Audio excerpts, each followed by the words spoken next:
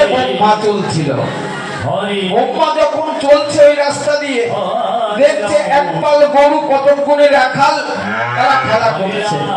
তাই ব্রহ্মা ধীরে ধীরে ওই গোষ্ঠ খেলার নিকটে এলো, এসে দর্শন করছে। কি দর্শন?